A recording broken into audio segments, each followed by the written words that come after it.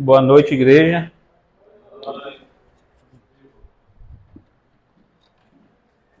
Eu convido a igreja a abrir a Bíblia aí em Colossenses 3. Colossenses 3.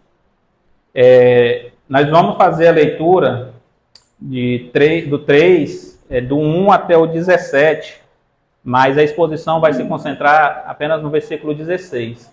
A leitura que nós vamos fazer do 1 ao 17 é para que a gente consiga entrar no contexto do texto e ter uma compreensão melhor.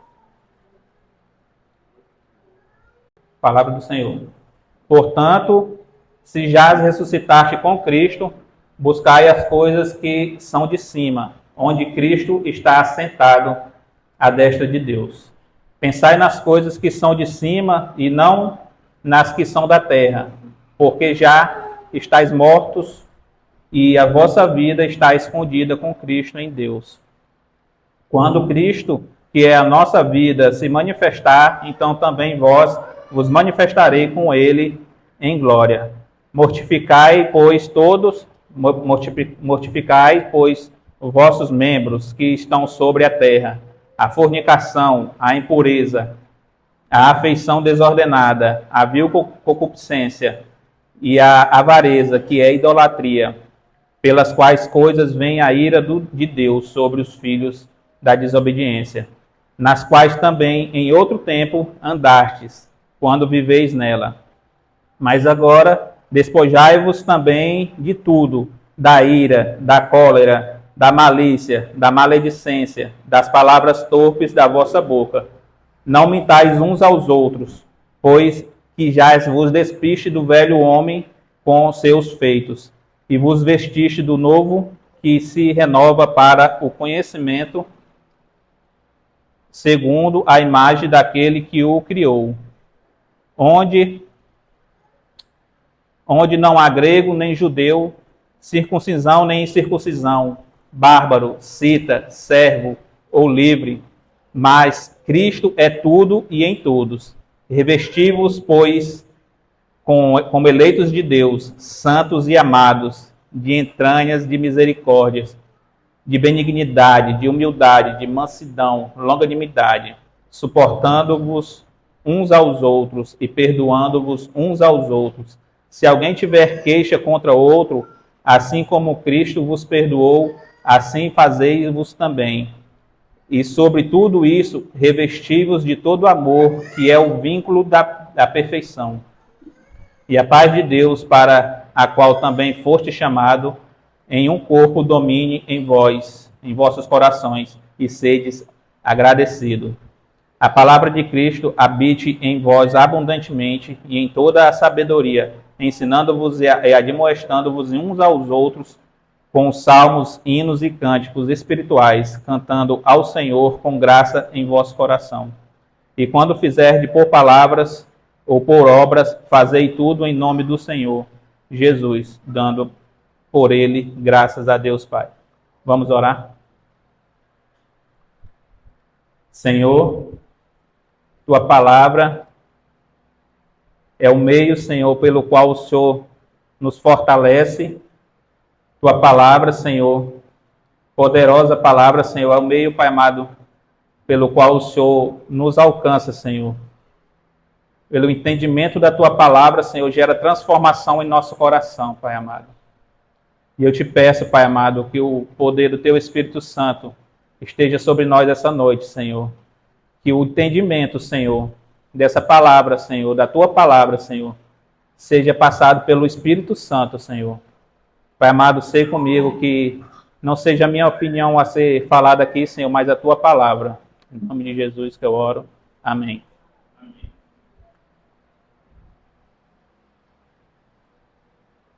Colossenses é uma carta escrita por Paulo enquanto estava preso em Roma. A carta foi dirigida à igreja de Colosso, que era pastoreada por Epáfras. Neste cenário, a igreja de Colosso,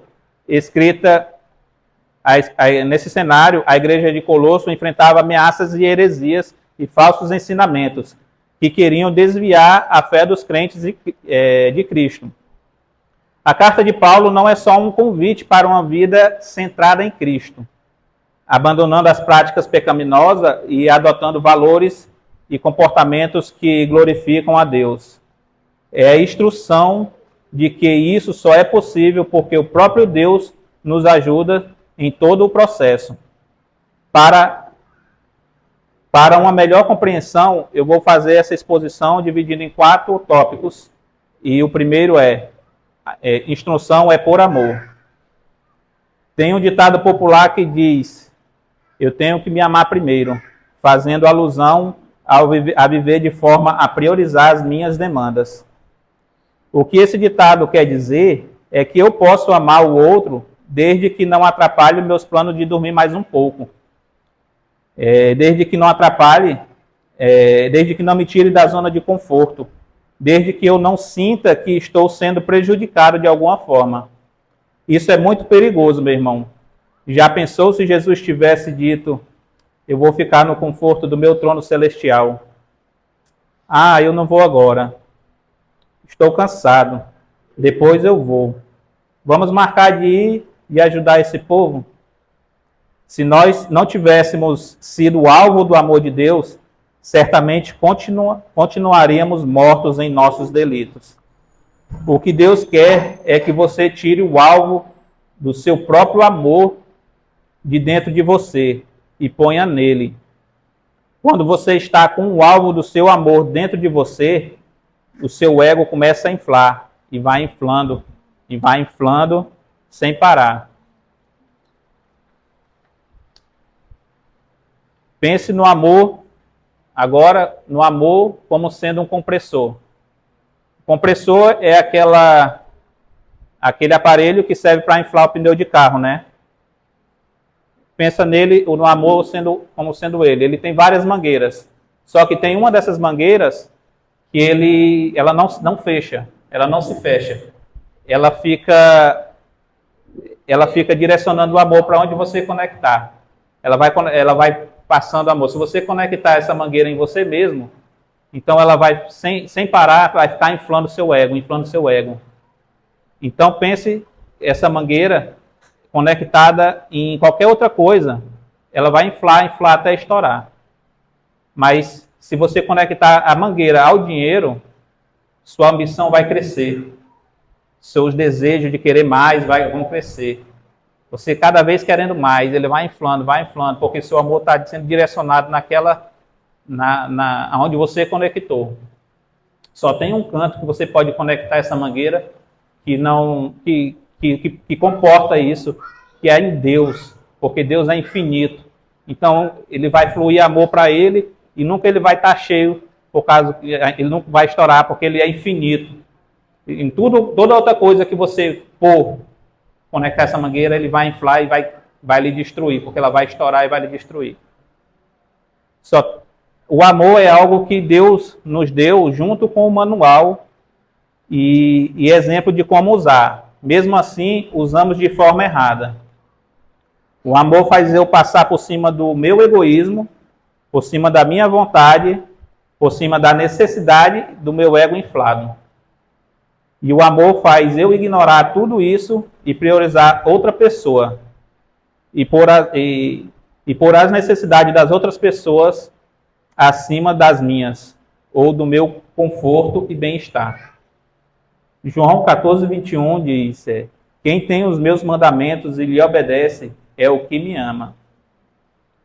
Paulo quer que essa carta, que a transformação e a santificação dos crentes através da centralidade de Cristo ocorra através dessa carta.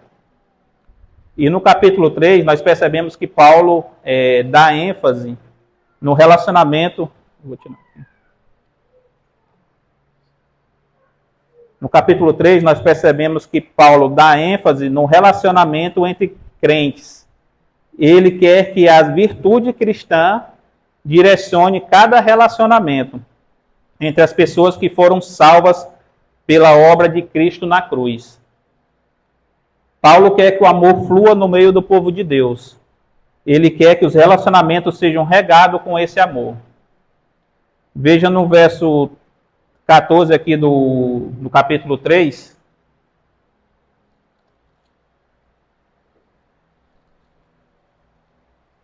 E sobre tudo isto, revesti-vos de amor, que é o vínculo da perfeição. Veja que Paulo usa o termo "e sobre tudo isto". O capítulo 3 é uma série de instruções que direcionada à santificação dos crentes, nas quais há um destaque a comportamento dentro do relacionamento. Quando ele usa o termo uns aos outros, ele está falando de relacionamento no povo de Deus. Mas veja que ele continua falando, revesti-vos de todo o amor, que é o vínculo da perfeição.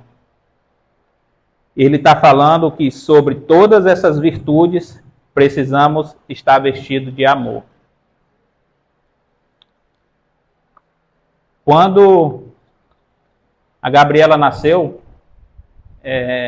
a gente teve era nossa primeira filha, né? E a gente era muitos novos. Aí a gente teve um problema porque o peito da Ana, para mamar ela, o peito da Ana não tinha um bico e a Gabriela não conseguia mamar, não conseguia se alimentar. E a Gabriela tentava, mas ela acabou rejeitando, porque era dificuldade para ela mamar. Isso, o que aconteceu? Isso foi gerando o peito foi inchando, com mais leite, né, foi produzindo e não estava saindo, aí foi ficando endurecido, foi que a gente chama de pedrificando, né?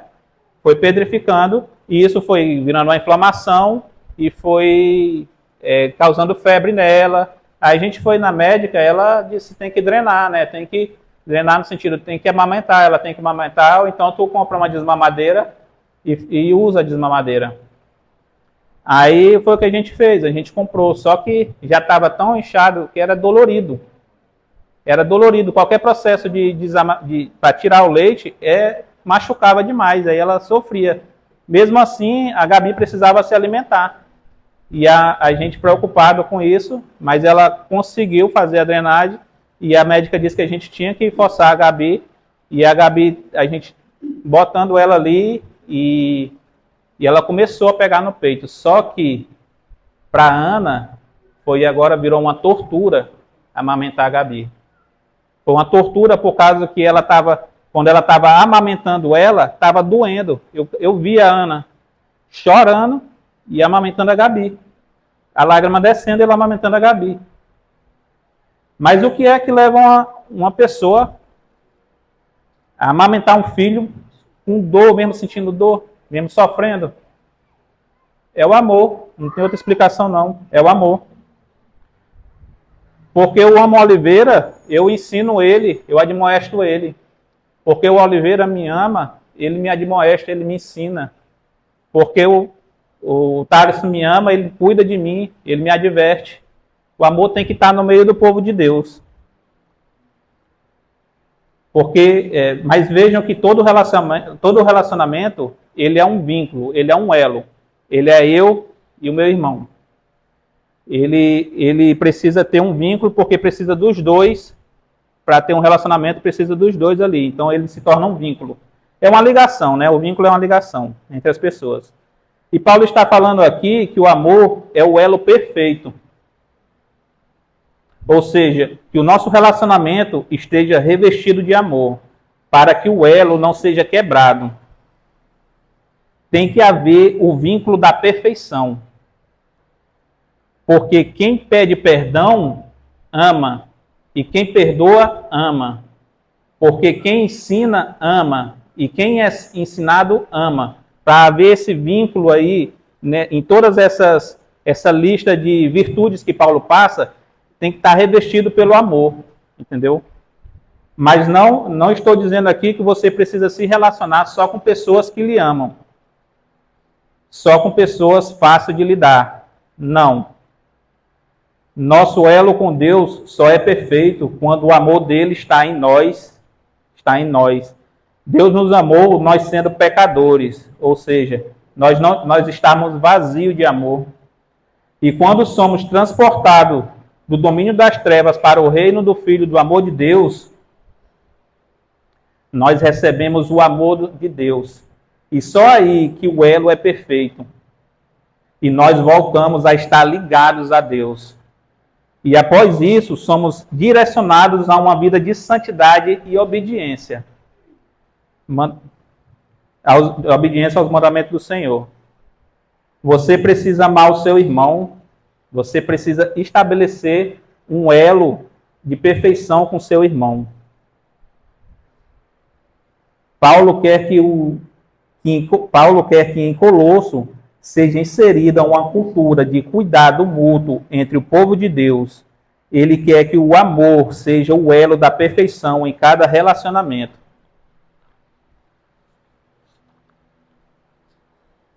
Ele quer que o povo de Deus se ame, cuide um dos outros, que ensine o seu irmão e que sejam ensinados.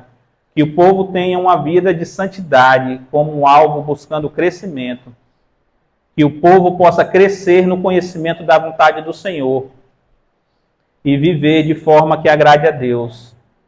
E eu tenho aqui a mesma intenção de Paulo. Eu quero que a Igreja Batista Palavra da Vida seja um povo que mergulhado no amor, que os relacionamentos reflitam uma vida de santidade e obediência ao Senhor. Que João cuide da minha vida, que a Dai cuide da vida da Gabi, que o Tiago cuide do João, que o José cuide do Oliveira, e que cada coração aqui seja cheio do conhecimento da vontade do Senhor, para que consiga viver de forma a agradar a Deus. Esse é o ponto 1. Ponto 2 agora é, Paulo assume o Evangelho. No capítulo 3, Paulo está assumindo o Evangelho. Paulo está falando com pessoas que já entenderam o Evangelho, com pessoas que já foram ressuscitadas com Cristo. Paulo está assumindo a obra de Cristo. Aqui ele conhece quem é Jesus e o que ele fez por nós. Veja no verso 1 do capítulo 3.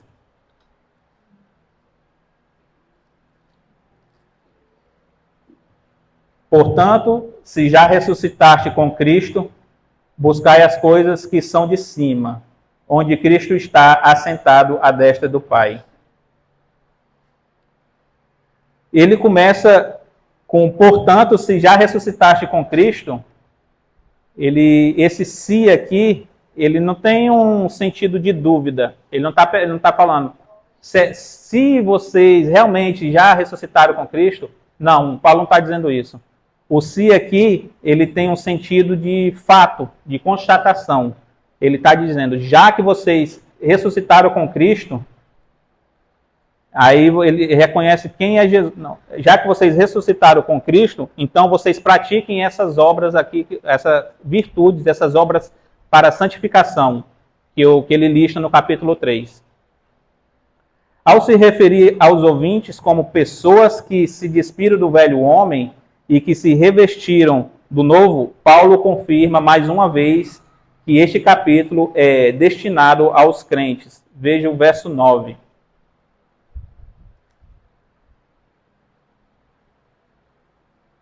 Não mintais uns aos outros, pois que já vos despiste do velho homem com os seus feitos. Paulo sabia que um dos falsos ensinamentos dizia que só Cristo não é suficiente para termos salvação. Tinha que ter atitudes pagãs. E que por mais que aquele povo tivesse ressuscitado com Cristo, poderiam ser enganados por falsos conhecimentos. E ao ensinar Colosso, Paulo tem o cuidado de mostrar que toda essa lista de virtude cristã não tem poder por si só. Por isso ele direciona aos salvos.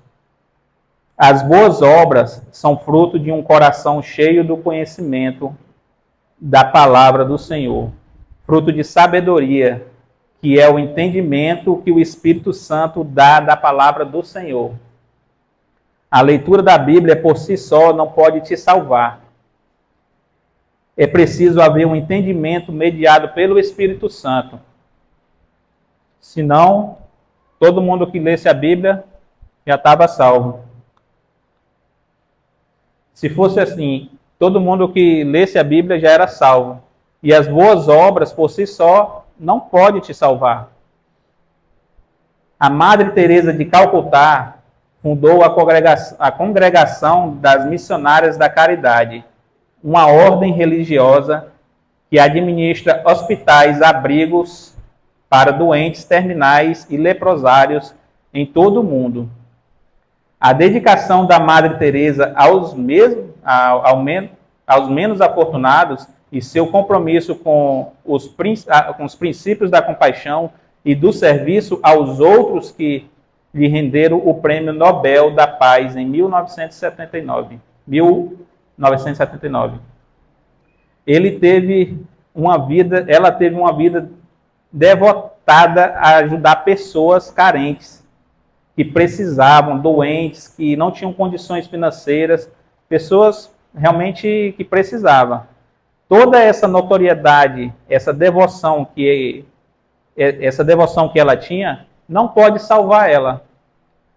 Se ela não tiver entendido o Evangelho, se toda essa devoção dela não for fruto de um coração cheio do conhecimento e da vontade do Senhor, se não for fruto de uma vida regenerada na obra de Cristo Jesus, tudo isso que ela fez só terá valor para a satisfação da carne.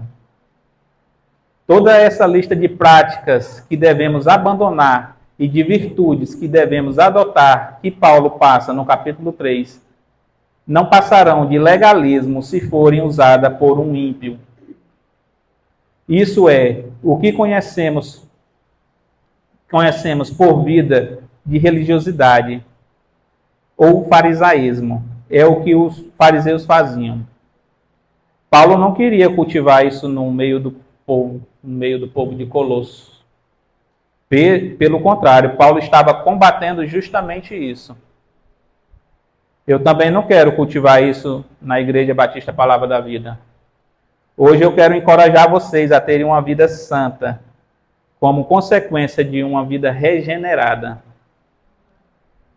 E esse foi o ponto 2. O ponto 3 é cheio do conhecimento e da vontade do Senhor. Vamos ver aqui o verso 16 do capítulo 3 de Colossenses, tá? Deixa eu só dar uma organizada aqui para mim não...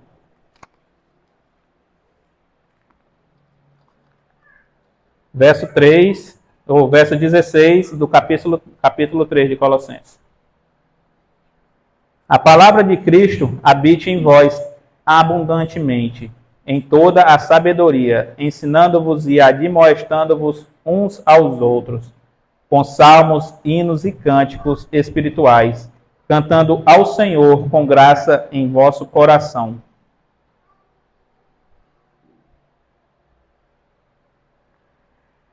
Paulo diz aqui para ensinar-nos uns aos outros, mas antes ele fala a palavra Cristo habite em vós abundantemente em toda sabedoria. Porque a palavra deve habitar abundantemente em nós. No capítulo 1, 9 e 10, Paulo faz uma oração para Colosso. Ele condiciona o viver no modo digno diante do Senhor para o seu inteiro agrado, como conhecimento da vontade de Deus em toda sabedoria. Colossenses 1, 9 ao 10. Por esta razão, nós também, desde o dia em que ouvimos, não cessamos de orar por vós e de pedir que sejais cheios do conhecimento da sua vontade, em toda sabedoria e inteligência espiritual, para que possais andar dignamente diante do Senhor, agradando-lhe em tudo, frutificando em toda boa obra e crescendo no conhecimento de Deus. Nós não podemos andar dignamente diante do Senhor e agradá-lo se não soubermos qual é a vontade dele. Como você vai agradar um Deus que você não conhece? Você não sabe o que ele quer? Como você pode agradar alguém que você não conhece, não sabe os gostos dela, dessa pessoa?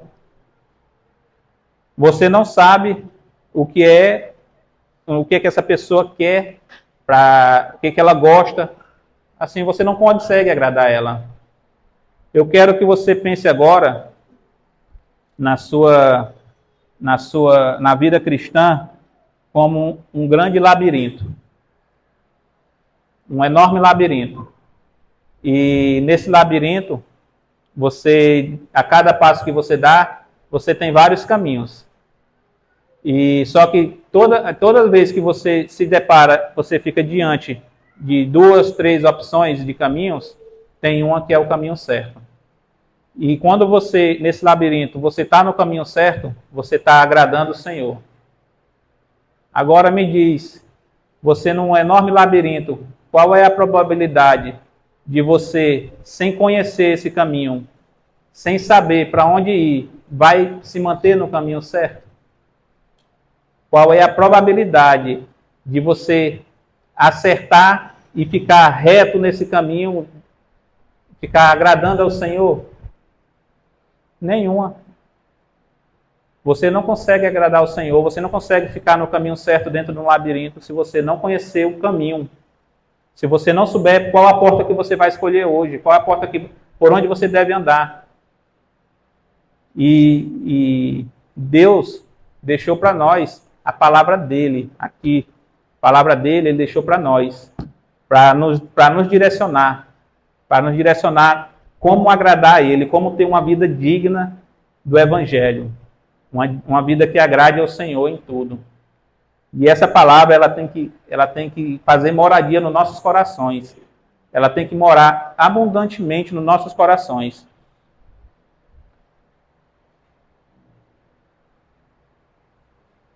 E essa palavra, na verdade, ela é o mapa que nós precisamos para esse labirinto. Você, de posse dessa palavra, com ela guardada no seu coração, é como se você estivesse dentro do labirinto e toda vez que você tem 3 portas, a porta certa se destaca, fica com a luz acesa em cima dela. Então, por isso que nós precisamos guardar a palavra do Senhor no nosso coração. A palavra de Deus que nos conserva retos e firmes.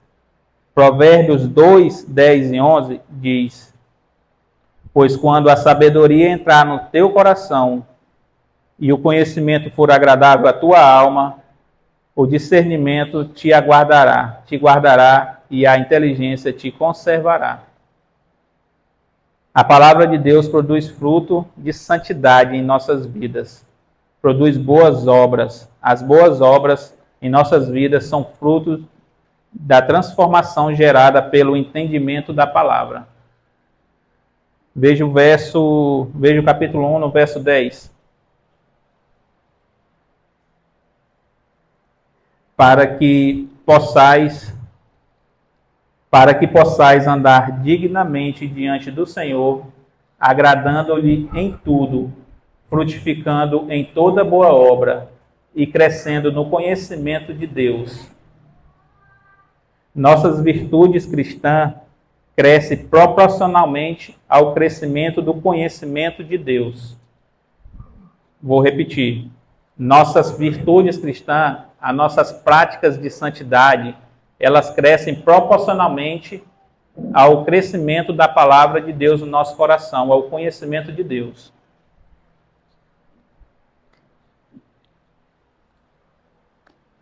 A busca por santidade acontece de forma crescente na vida de um crente. E é um processo onde Deus que derrama graça para que nós possamos crescer espiritualmente. Precisamos da palavra de Deus, do poder do Espírito Santo agindo em todo esse processo. Sozinhos nós não conseguimos voltar à presença de Deus. E sozinhos nós não conseguimos nos manter dignos diante de Deus. Meus irmãos, todo o processo é Deus agindo. A única coisa que conseguimos fazer sem Deus é pecar. E em toda a obra da salvação, a nossa única contribuição é pecar e nos afastar de Deus.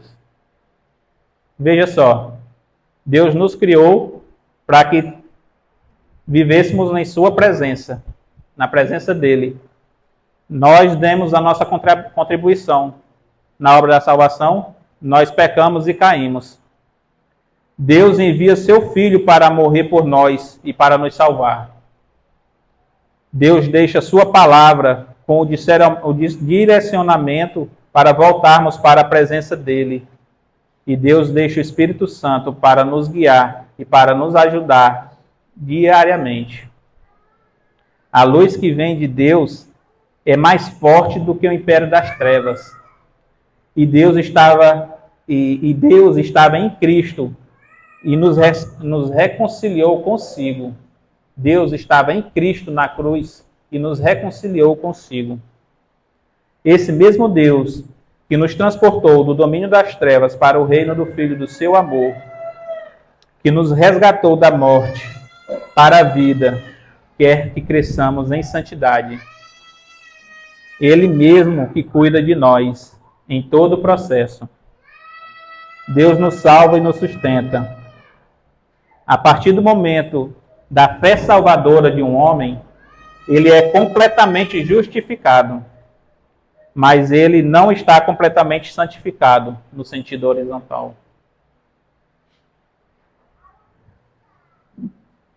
Um homem salvo pode fazer coisas que agradem ou desagradem a Deus.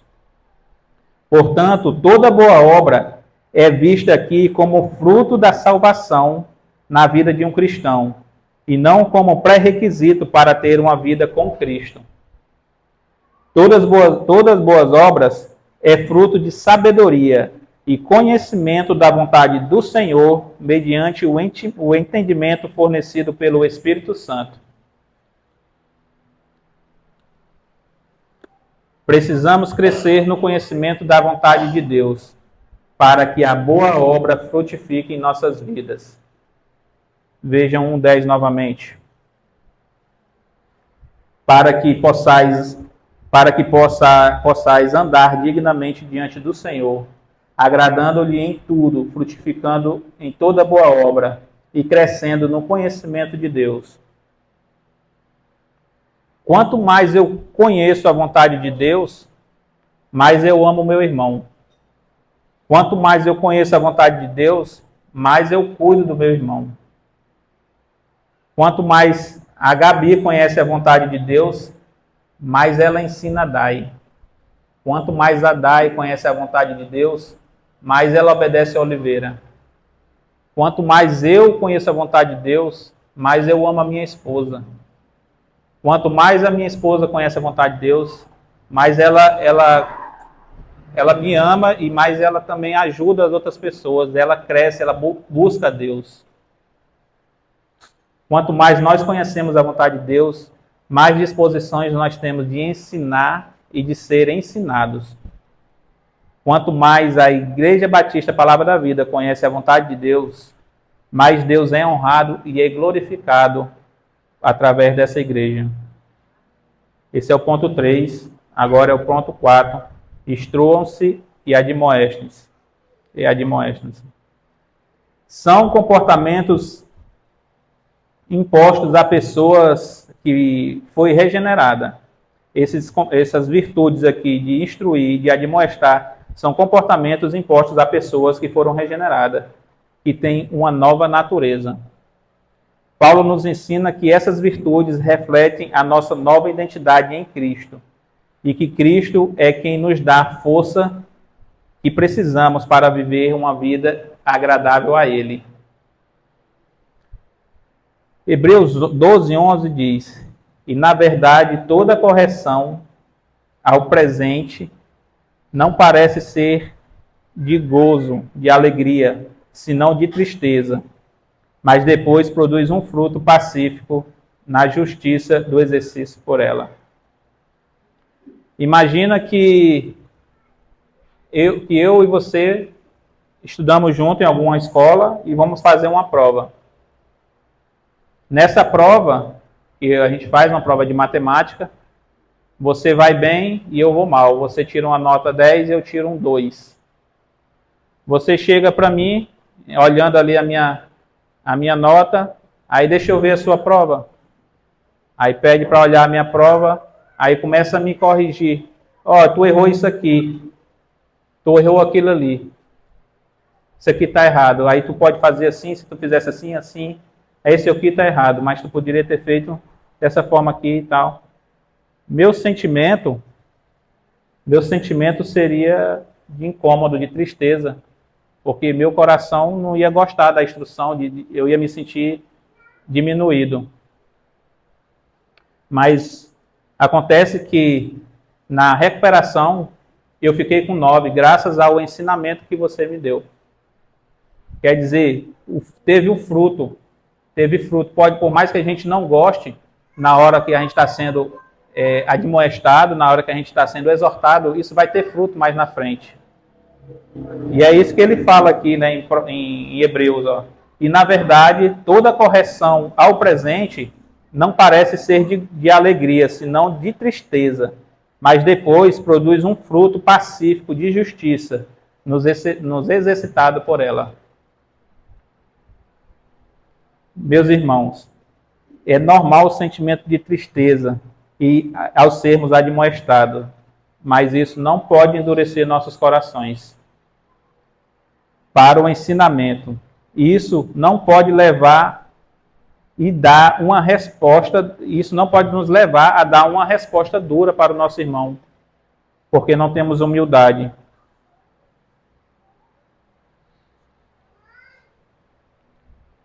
E esta correção é para o nosso bem. E essa correção, ela é feita com um elo perfeito, que é o amor. Tanto a pessoa que está me corrigindo está me amando, como eu que estou recebendo a correção, tenho que amar ela. Vamos ler agora Provérbios 12, 1. Não precisa abrir sua Bíblia, não. É só um versículo. O que ama a instrução, ama o conhecimento, mas o que odeia a repreensão é estúpido.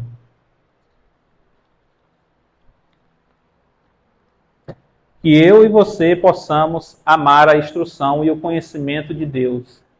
Que nós possamos aceitar a repreensão. Provérbios 3:12. Porque o Senhor repreende aquele a quem ama, assim como o pai ao filho que quer bem. Que o ensino da admoestação seja uma prática saudável no meio da Igreja Batista Palavra da Vida. Que o amor de Deus possa se multiplicar no nosso meio, que todas as nossas ações sejam resposta à abundante vontade do Senhor em nossos corações. Eu quero que você leia de novo comigo aqui o verso 16, novamente, que é o versículo que a gente está expondo.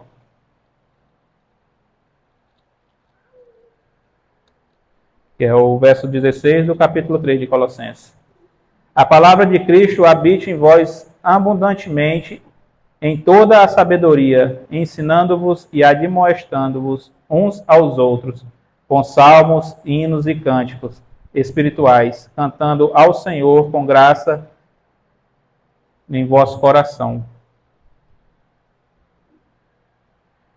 Ele fecha dizendo que cantarmos com salmos, hinos e cânticos espirituais, para cantarmos, cantando ao Senhor com graça em vosso coração. O Salmo é um livro de hinos e oração que possamos usá-lo e guardá-los em nosso coração. No seminário, eu tenho uma matéria, eu mais o Mateus, a gente tem uma matéria que chama-se Lectio Divina. E nessa matéria, basicamente, consiste em a gente fazer nossas devocionais com a leitura dos Salmos. A gente lê 3 vezes um capítulo e nos intervalos da leitura a gente tem ali uns 3, 4 minutos de meditação sobre o que foi lido e ao final a gente ora com as palavras do Salmo. Enche o seu coração com os Salmos e seja grato. Essa devocional tem me ajudado muito a crescer no conhecimento, a guardar os salmos no meu coração.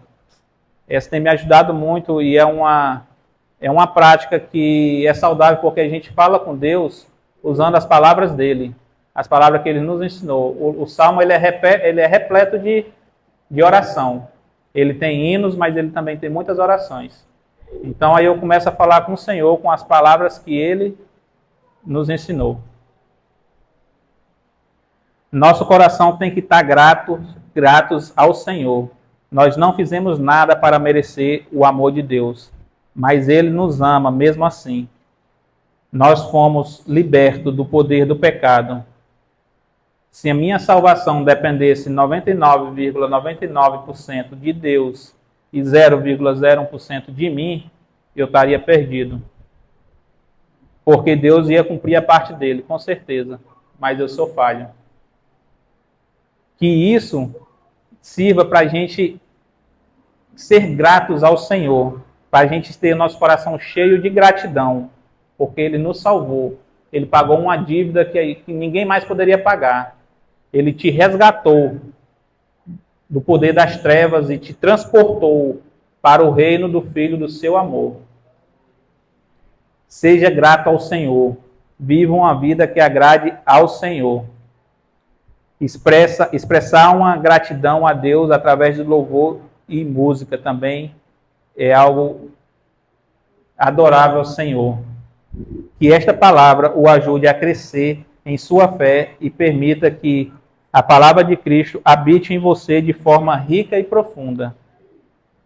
Eu gostaria de finalizar pedindo para que você dedique tempo diário à leitura e estudo da Bíblia. Que você ore, que a palavra de Cristo habite em você de forma profunda. Compartilhe a sua fé e ensine os outros sobre Jesus, usando a Bíblia como base. Exorte o seu irmão em amor, em Cristo, com sabedoria, baseado na palavra de Deus. Vamos orar? Senhor nosso Deus, Pai amado, nós te louvamos, Pai amado, pela Tua palavra, Senhor. A Tua palavra, Senhor, e Teu Espírito Santo, Pai amado, que